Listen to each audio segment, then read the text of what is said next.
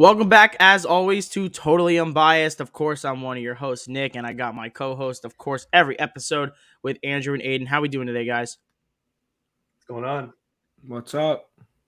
All right, so you know what it is. This is Totally Overreacting to Week 3. But before we get started, as always, Andrew, give us our socials. Social. So on TikTok and Instagram, you can follow us at Totally Unbiased. On Twitter, you can follow us at YT_unbiased. And right here on YouTube, where you're watching this video, hit the subscribe button, hit that bell icon for the notifications, and make sure you like this video. All right, so that's what we really got going. So let's jump in. Let's get started with Totally Overreacting. So let's totally overreact to Week 3.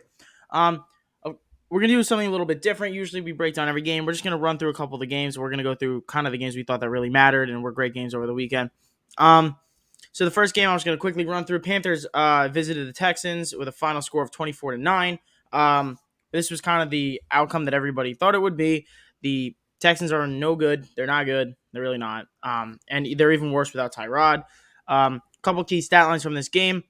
Sam Darnold went 23 for 34 with 304 yards. He also had 2 rushing touchdowns. He looked pretty good on the ground, looked pretty solid through the air.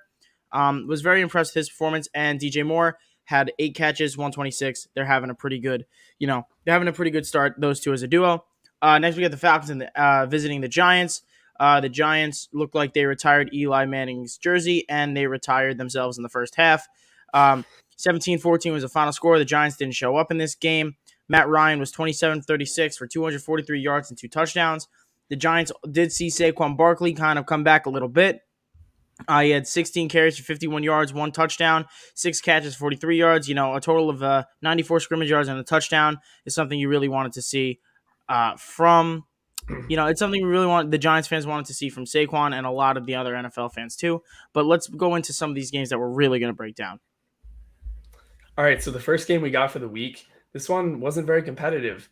The Washington football team versus the Buffalo Bills. Andrew, what do you think of this one? This one really didn't surprise me.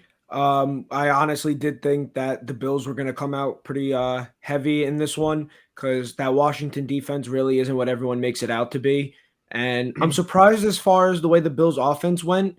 Stephon Diggs didn't play as big of a role. He only had about 60 receiving yards. Emmanuel Sanders was definitely the guy for that game. And just overall, they looked great. They were able to spread the ball around to everybody. Dawson Knox had a touchdown. Zach Moss had a touchdown. Josh Allen, I believe, ran one in at some point. So they just played great. I mean, Nick, what do you think? Yeah, Buffalo showed up to play, and Washington's defense still is yet to be found. It's something that I pointed out earlier in the year. I don't see how Washington is having a good year or defense. I said it on here before. Washington's defense is massively overrated. They allowed 122 rushing yards, almost 400 passing yards. Josh Allen had a field day with them, and it was pretty much mostly to wide receivers. I mean, they couldn't cover anybody. Cole Beasley had 11 catches. Emmanuel Sanders, 5 catches. Diggs, 6 catches. Knox, 4 catches. They spread the ball around. They looked really good. And not for nothing, I mean, Washington was just bad. They're not good. Taylor Heineke can't really hang with these good teams. I mean, you hang with the Giants, great. Giants suck. They're bad.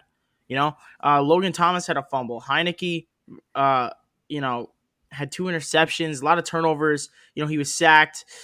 Not a good showing for Washington. Really, really bad showing. But we're going to move on really quick. I'm going to just skim through the Bears and the Browns. There was nothing going on in this game for the Bears at all. Justin Fields looked horrendous. They had 1 passing yard as a team. 1 team passing yard. They lost 67 yards on sacks. He only had 68 yards passing. 1 team passing yard. On the other side of the field, though, Kareem Hunt, man, had one of those games. 10 carries, only 10 carries, averaged 8.1 yards per carry, had 81 yards and a score. He also caught 6 passes for 74 yards. Kareem Hunt looks good as ever. But kind of want to go into one of the, you could say, special games of the week. Yeah, so the special game of the week you're referring to, Baltimore Ravens versus the Lions. A lot of people expected this game to just be a wipeout. Baltimore had just beaten the Chiefs in week 2. It was a close one, but the Chiefs are one of the best teams in the NFL, and this was supposed to be a multi-score win by the Ravens, but in most people's opinion, and it was very close. Justin Tucker beat the NFL record for longest field goal ever. Andrew, tell me what you think about this. Yeah, no, that kick was definitely an amazing thing to see. And I was kind of on the opposite side of the spectrum. I really didn't think it was going to be a blowout by the Ravens. I don't think the Lions are that bad of a team. Offensive wise, I think Jared Goff is a good fit for that team. I just think that they don't have a defense that could really compete. I'm very surprised that the Ravens only put up 19 points because it's them. But I do believe week to week, the Lions are going to be a team that can be competitive with most teams. I find them to be a wild card team this year, but it was an okay game. It wasn't anything spectacular. There's this game to me is missed opportunities. Hollywood Brown was showing that he loves his Butterfingers. He dropped 3 deep balls. 3. This game should have been out of hand. The Ravens barely got out of there. This was one of those games where you kind of took the opponent lightly a little bit, and you had some miscues, and you almost lost the game. Um, Although the Lions, they'll play for Dan Campbell, man. He looks like he's a good coach. One little concerning thing though, guy who says we're gonna bite their kneecaps, we're gonna attack them, we're gonna attack your opponent. He got really conservative towards the middle and the end of the game, which caused them to lose. I didn't really like that. That's real, but Andrew was he was close. He picked the Lions to win this game, and they have been a very competitive team. Talent wise, they don't stack up, but if they play this way in the future, get a little more talent, maybe you'll lose some games this year, get a good pick, you'll get a good edge rusher, wide receiver, somebody. Lions could do some things in the future. But let's get into the next game. Titans took down the Colts 25-16. Uh, Ryan Tannehill looked okay in this one. He had a couple miscues with 2 interceptions, but he threw for 197 yards and 3 scores. Derrick Henry, 28 carries, 113 yards. It's almost like when the Titans run the ball 30 times, they win. I don't know. Maybe you should hand the ball off to Henry 30 times. Pretty, seems like a good strategy to me. But this, in my opinion, was the game of the week. And Aiden's going to tell you maybe why it was game of the week. Yeah, well, I was somebody for this game, Chargers versus Chiefs. I picked the Chiefs. I thought the Chiefs were going to win by 10 plus points. And obviously the Chargers have one of the top offenses in the NFL, but the Kansas City Chiefs are, they just made the Super Bowl. Patrick Mahomes is one of the best quarterbacks in the league. I thought this was going to be a dominant Chiefs win, and the Chargers ended up taking it. So, Andrew, tell me what you think of this. Yeah, definitely not what we expected from the Chiefs. Definitely something we haven't seen for a while in them, especially with the fact that Clyde Edwards-Helaire had a good game. He had 100 rushing yards. You would think that was kind of the missing piece in their first 2 weeks, and if they got that together, this team would have stacked up a lot better, looked more competitive, and Mahomes didn't really look that good. He threw 2 picks, so he's having a bit of a problem there, but Justin Herbert looked great. 4 touchdowns, no picks. Mike Williams looks to be the real deal. He's a great compliment to Keenan Allen. Austin Eckler's a great running back. People did think they could pull it off, and they did. I'm very surprised, but I really hope for the Chiefs that they kind of get this little situation sorted out and start winning some games down the road. It's kind of sad to see because they've been so dominant over the last couple of years. I don't think the Chiefs can stop a nosebleed. Like, they're not stopping anybody. They haven't stopped anybody on defense all year. All year. I mean, they've looked horrendous, frankly. And offensively, listen, they could score with anybody. And I don't think their problems were offensive. The defense has been horrendous. They can't stop the run. They can't stop the pass. I mean, come on. I believe Keenan Allen and Mike Williams both went over 100 yards. That's absurd. That's absurd. The fact of the matter is the Chiefs defense can't stop anybody. They can't. I mean, Andrew mentioned before, Herbert had 4 touchdowns, and they were aggressive. And I gotta be honest. I gotta give credit where credit is due. The coaching for the Chargers has been phenomenal. And the biggest part of this was how aggressive they were at the end of the game. They weren't settling for a field goal to go up 3, where they know Patrick Mahomes will just You know, they know. They know Patrick Mahomes will just go down and do it again. No, they went for the score. They let out the clock, and they scored a touchdown to win the game. You made a nice point on Mike Williams. Mike Williams looks really, really good so far. Austin Eckler had 50 receiving yards and a touchdown. Allen had 50 receiving yards and a touchdown. They ran the ball a little bit too, not too much. They had 17 rushing yards. But, Kansas City's turnovers too. Allaire lost another fumble. Tyreek Hill lost a fumble. Defensively, they're not good. So you can't put the ball on the ground. No, you can't do that. And they did. They did. And not for nothing, Tyreek Hill's been a ghost the last 2 weeks. They're going to need him to step up if they think they're going to do anything in this season. They really do. But Saints Patriots, Jameis Winston was 13 for 21 for 128 yards, 2 touchdowns, and the 28-13 win. Kamara was doing Kamara things, 24 carries, 90 yards, 3 catches, 29 yards, and a touchdown. The Saints are an enigma to me. I don't know what to think of them. I mean, none of us really do. But it's getting to the point in the season where we have to figure out who's real and who's not, and the Saints are going to be a real question. And another question is a team playing Thursday night. Aiden, tell us about what that team playing Thursday night did this week. Yeah, so we're talking about the Bengals here. We have the Bengals versus the Steelers. I honestly think that I think that the Bengals are going to take the game. Or I don't know why I said take the game. The Bengals took the game, and they took it in dominant fashion. They were great the entire game. They shut it out well in the end.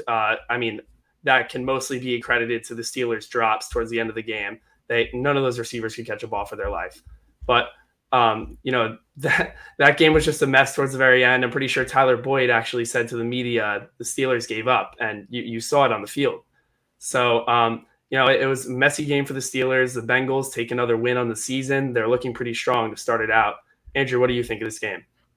Yeah, definitely. The Bengals looked really strong. Joe Burrow had a great game, 3 touchdowns and only 1 interception. Joe Mixon had a good day on the ground with about 90 yards. And Jamar Chase, I really think, is it safe to say at this point, boys, that the rumors coming out of Bengals camp in the preseason are just false? Because this man he's already broken a record. He's got 4 touchdowns in the first 3 weeks of football. He looks great. Yeah, he does look great. Jamar Chase has been fantastic, man. He's been really, really good. And you know what? You're right. Everything was just wish-wash out of camp. Watch the kid play in a real game. He showed up, showed out, looks like a young star in the making.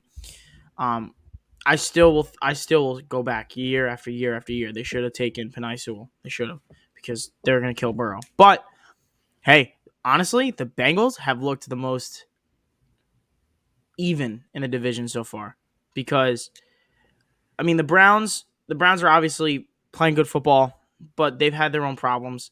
The Bengals have been the most consistent. Now, and they're not the best team in that division at all, but they've been the most consistent. The Steelers have been consistent, but consistently poor.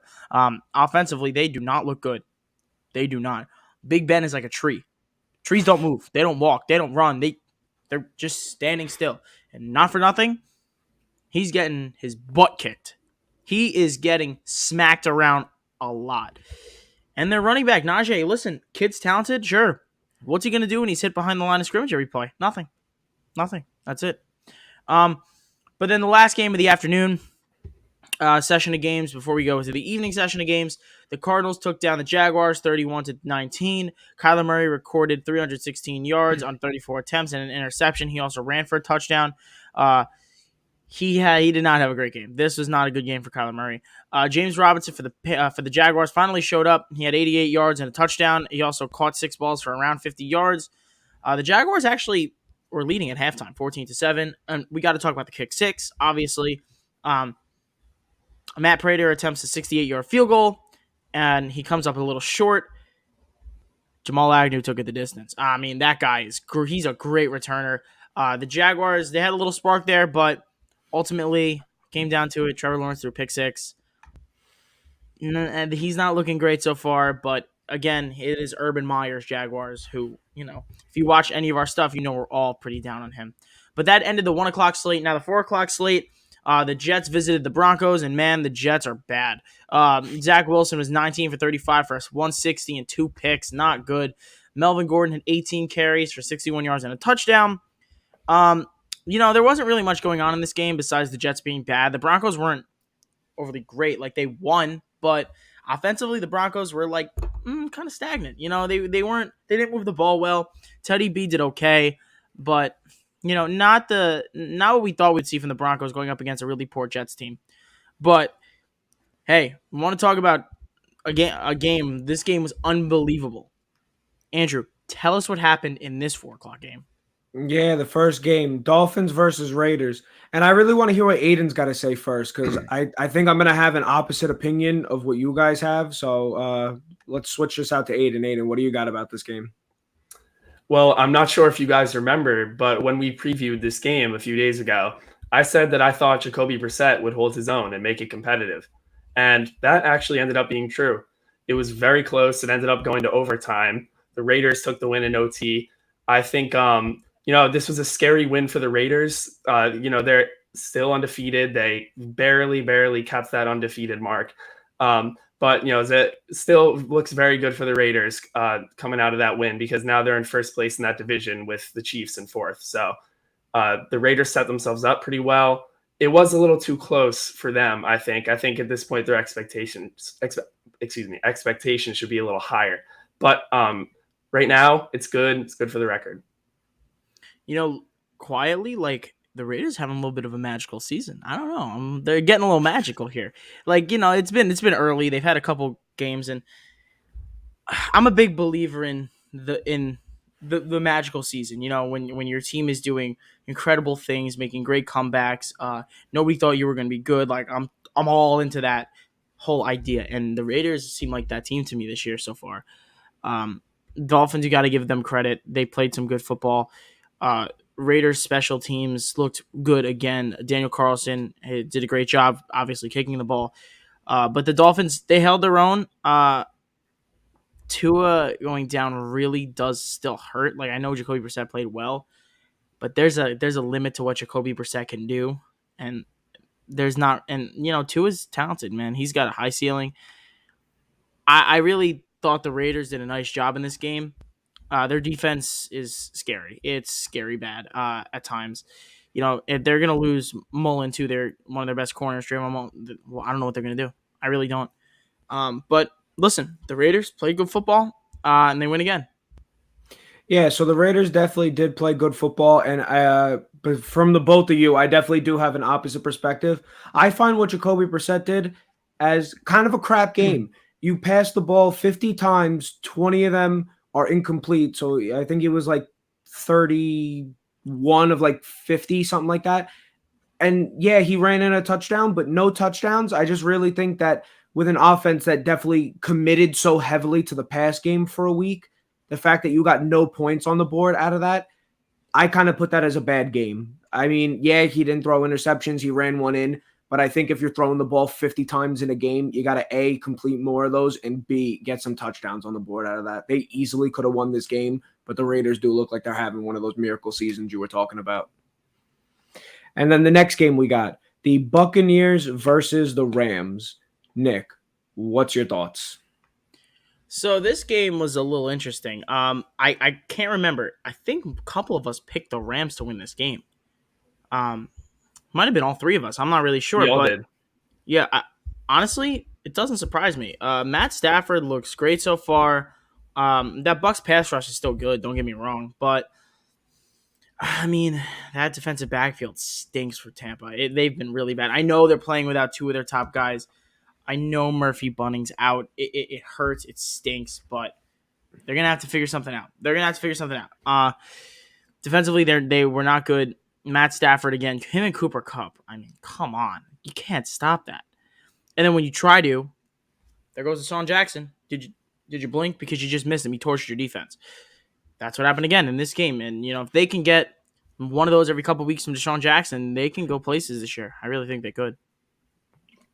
Yeah, I really saw the Rams offense coming into this season as one of those offenses that's matchup proof.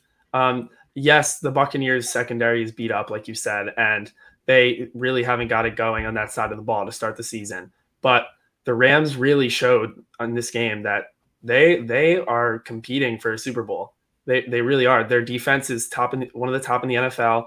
That offense is, I would say, top 5 as well at this point. And they really they shredded the Buccaneers, won by 10 points, just like we all said they would. And yeah, I think it's a promising win for the Rams. I think it just goes to show that they are serious this season. Yeah, no, listen. We all nailed it right on the head. But we're gonna go into the next game real quick. The Seahawks visited the Vikings and they lost 17-30. Kirk Cousins looked great again. He's one of only 3 quarterbacks in the NFL without an interception. He was 30 for 38 for 232 and 3 scores. Alexander Madison, replacing Dalvin Cook, played really well. He had 112 yards on the ground, and he also had 60 yards through the air on 6 catches. Wilson and Metcalf hooked up a lot in the first half. Second half really wasn't it. Wilson was kind of uneven in the game, 23 for 32 for almost 300 yards and a touchdown. DK was 6 catches for 107 yards and a touchdown. This game was a little weird to me. I felt like the Seahawks just left a lot on the table. They didn't left a lot on the table. And not for nothing, guys. Listen, the Vikings are 2 plays away from being 3-0, but they're 1-2. So maybe we should watch out for the Vikings. I mean, week 1, listen, Dalvin Cook was down. I stand by that. Dalvin Cook did not fumble that ball. He was down. And last week they missed a 30-yard field goal to win the game. Listen, they could be 3-0 right now. They might be a little dangerous. But you know who else is dangerous? That guy that wears number 12 when there's less than a minute left in the game. Yeah, so you're talking about Aaron Rodgers. We had Green Bay versus the 49ers, and Aaron Rodgers did his thing as usual. The 49ers left too much time on the clock. He was able to get the ball down the field to let them win that game. And that offense on all sides looked great. Aaron Rodgers looked great. Aaron Jones looked good. Devontae Adams had over 100 yards and a touchdown. They look good on all fronts offensively. And then for San Francisco, they had no rushing game whatsoever. I believe their leading rusher was Sermon with 30 yards. They couldn't get the ball moving on the ground. And Jimmy Garoppolo looked nothing special, nothing horrible. It just, I want to see if he's playing mediocre football, do you put Trey Lance in and see what he could do? If you're playing just mediocre football? You know, that's interesting. I actually thought Jimmy G played decent football. I mean, he missed some medium throws. That interception. I mean, that wasn't a Jimmy G interception. That was a Jair Alexander play. Like, to have the immediate reaction to see, okay, my guy stayed in the block. Who do I got? Nobody. I'm a free roamer. He traveled 30 yards from where he was supposed to be positioned and just free roam 30 yards, full out sprint. And he takes a ball that, by the way, was a perfect pass to George Kittle. That was a great pass, but an even better interception. So really, you got to give it to Jair Alexander on that. And, you know, for the Packers, Rodgers looked solid. Adams you can't stop Devontae Adams and Rodgers when they get rolling. You really can't. You know, it's just something we got to keep an eye on with the Packers. I mean, we were down on them week 1, but they look good. Deebo Samuel and George Kittle led the way receiving wise for San Fran. Kittle kind of got into the game a little bit finally, but he doesn't look the same, if you ask me. He really doesn't. Absolutely. I think the thing that was most impressive from the Packers, it wasn't even their offense, because at that point we expect that from their offense. They were down from their top corner. Kevin King was out this week. Their secondary was beat up, and they held their own against the 49ers offense. And I found that to be very impressive. It came down to the wire. Obviously, Rodgers had to get a game-winning drive with 37 seconds left, and he did what he typically does, which is he won the game. And you know, I was just most impressed by how the Packers were able to hold their own with a beat-up defense.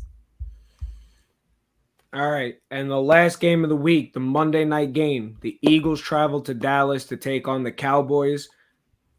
I got a little rant for this, so you guys get your opinion out there first, because I got a lot to say about this one. Yeah, well, I was just honestly, I was very impressed by the Cowboys.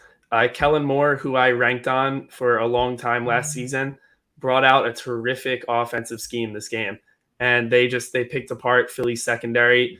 But honestly, I think that the most impressive part of that offense was Ezekiel Elliott. Once they noticed early on that Ezekiel Elliott was gaining rushing yards, he was getting like 8 yards per rush for the first, I think, 10 carries.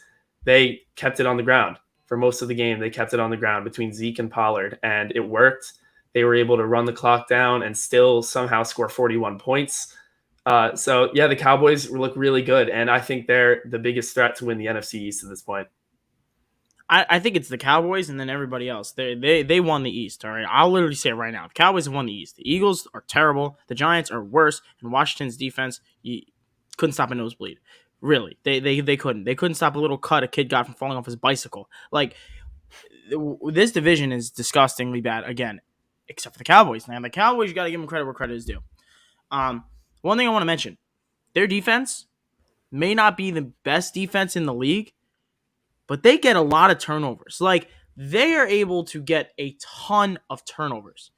They've so far they've had an interception in every single game, and not for nothing, Trayvon Diggs is turning into a lockdown corner. You got to give credit where credit is due. Dallas, his defense, it's gotten better. It's still not a really good defense because if you look yardage wise, they did let up a lot of yards.